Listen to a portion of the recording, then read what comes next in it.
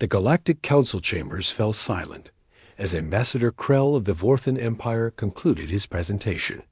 The holographic display showed Earth's major cities in chaos, traffic lights cycling rapidly, electronic billboards displaying dancing, cartoon animals, and municipal water fountains shooting colored streams in synchronized patterns. The assembled representatives from 47 species stared at the recordings with a mixture of confusion and disdain. "As you can see," Krell announced, his multiple arms gesturing toward the display, "the humans have demonstrated their technological capabilities by infiltrating our networks. They call it a prank." He pronounced the unfamiliar word with obvious distaste. 17 worlds reported similar incidents yesterday. "They have made our governance systems display what they term memes and caused our public address systems to play something called elevator music." Council leader Vash, a towering crystalline being whose body resonated with authority, leaned forward. "What is the strategic purpose of these actions? Do the humans seek to demonstrate their ability to cripple our infrastructure?" "That is what we initially assumed," replied Admiral Torx of the Hegemony Fleet. "However, our intelligence suggests otherwise. They appear to have done this for ... amusement." A collective murmur rippled through the chamber. The concept was nearly incomprehensible to most species present.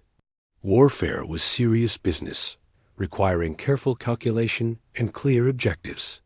The idea that a species would risk intergalactic incident for entertainment seemed absurd. Dr. Elena Vasquez, Earth's sole representative on the Council, watched the proceedings with growing concern. The young xenobiologist had spent 3 years building diplomatic relationships, carefully positioning humanity as a peaceful, if primitive, species worthy of protection. Now her work seemed to be unraveling because of what she privately considered the biggest case of cosmic trolling in history. "If I may address the Council," Elena said, standing slowly. The chamber's attention focused on her small figure, dwarfed by the massive alien delegates surrounding her. "Human Vasquez," Vash intoned, "explain your species' actions." Elena took a breath. She had rehearsed this moment countless times during the emergency flight to the Council station. "Honorable delegates, I must first clarify that these actions were not sanctioned by any Earth government. They were performed by civilian groups, specifically individuals who specialize in computer security and digital entertainment. In human culture, such pranks are often used to highlight vulnerabilities in systems while causing no permanent damage." "No permanent damage?" Ambassador Krell's voice rose an octave. "The Vorthan Stock Exchange displayed images of small Earth mammals for 6 hours. Our economic analysts are still recovering from the confusion.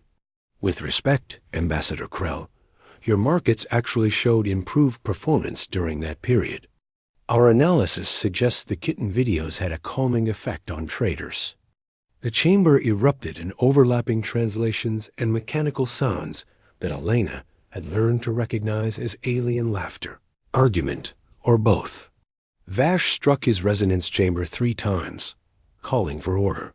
"The matter remains," Vash declared, "that your species has demonstrated the ability to penetrate advanced defensive systems across multiple worlds. The Council must determine whether humanity represents a security threat." Elena felt her heart racing. This was the moment that would determine whether humanity remained under the Council's protection or found itself facing the combined might of 47 interstellar civilizations. She thought of her colleagues back on Earth, probably still, celebrating what they considered the greatest hack in human history, completely unaware that they had nearly triggered an interstellar war. "Council Leader Vash, distinguished delegates," Elena began, her voice stronger now, "I would like to propose a demonstration." Krell's eyes narrowed. "What sort of demonstration?" "Give me access to a single, non-critical system. Something isolated from your important infrastructure. Allow me to show you what humans can really do when we set our minds to it." The delegates exchanged glances and rapid communications in various languages. After several minutes of discussion, Vash nodded slowly. "Very well. You may access the Council's recreational facility network. It controls lighting, temperature, and entertainment systems in the delegates' quarters. Nothing vital, but sufficiently complex to evaluate your capabilities." Elena accepted the provided interface tablet, her fingers moving quickly across the unfamiliar controls. She had spent her university years not just studying xenobiology, but also maintaining the computer systems in her lab. Her colleagues often joked that she was equally comfortable with DNA sequencers and network protocols. Within minutes, the chamber's lighting began to shift through a gentle spectrum of colors. The temperature adjusted to optimal comfort levels. For each species present, somehow managing to satisfy the Vorthan's preference for cool, dry conditions while keeping the aquatic Neph delegation properly hydrated.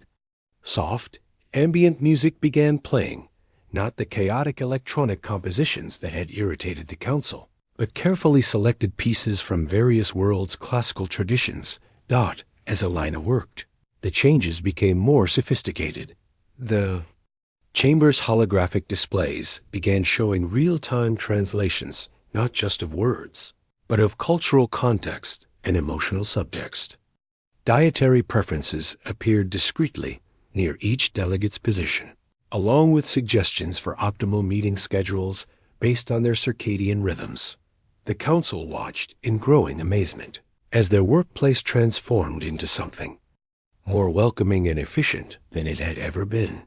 Productivity metrics appeared showing a 14% improvement in communication clarity and a 26% reduction in cultural misunderstandings. "How?"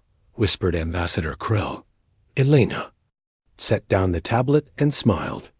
"This is what happens when humans actually try to help instead of just having fun. Those pranks you experienced? That was us barely paying attention, just messing around for laughs. But when we focus on solving problems, when we really care about making things better, this is what we can do." She gestured to the transformed chamber. "Your networks are more secure now than they were an hour ago. I've identified and patched 17 vulnerabilities while optimizing your systems. And I did it without disrupting a single critical function." Vash's crystalline form pulsed with what Elena had learned to recognize as deep contemplation. "You are suggesting that the pranks were not a display of hostility, but rather casual entertainment?" "Exactly. We weren't showing you our weapons, Council Leader. We were showing you our equivalent of doodling in the margins of a notebook." Elena's expression grew serious. "If you want to see what happens when humans actually try, just give us problems to solve. We'll surprise you." The Council chamber fell silent again, but this time the quality of the silence was different. It was thoughtful rather than tense, curious rather than fearful. Admiral Torx spoke first. "The hegemony has several infrastructure challenges that our engineers have been unable to resolve. Perhaps human consultation would be beneficial." Other voices joined in, describing problems that had plagued their civilizations for generations. Elena listened with growing excitement, already seeing solutions and improvements that could benefit billions of beings. As the session concluded, Vash approached her personally, an unprecedented honor. "Human Vasquez," he said, his voice carrying harmonics of respect, "it appears we have greatly underestimated your species. These pranks, as you call them, were merely humans at play." Elena nodded, grinning. "That's right, Council Leader. You pranked us first by treating us like a threat. We thought it was cute, so we pranked you back.